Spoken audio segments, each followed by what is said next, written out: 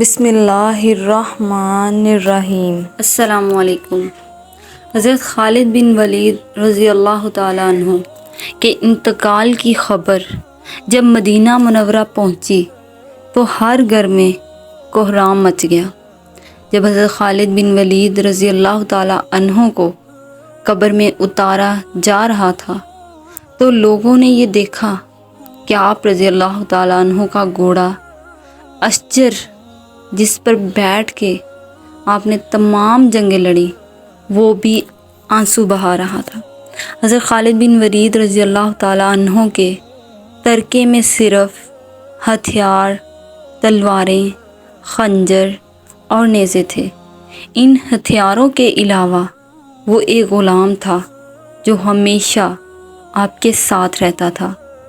اللہ جل جلالہ کی یہ تلوار، جس نے دو عظیم سلطنتوں روم اور ایران کے چراغ بجھائے، وفات کے وقت ان کے پاس کچھ بھی نہ تھا۔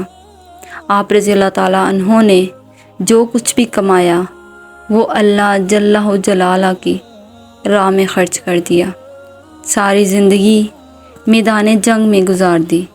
صحابہ رضی اللہ تعالیٰ عنہ نے گواہی دی کہ ان کی موجودگی میں ہم نے شام اور عراق میں کوئی بھی جمعہ ایسا نہیں پڑھا جس سے پہلے ہم ایک شہر فتح نہ کر چکے ہوں، یعنی ہر دو جمعوں کے درمیانی دنوں میں ایک شہر ضرور فتح ہوتا تھا۔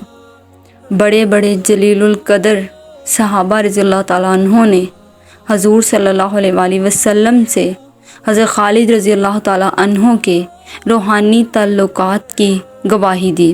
خالد بن ولید رضی اللہ تعالیٰ عنہ کا پیغام امت مسلمہ کے نام: موت لکھی نہ ہو تو موت خود زندگی کی حفاظت کرتی ہے، جب موت مقدر ہو تو زندگی دوڑتی ہوئی موت سے لپٹ جاتی ہے۔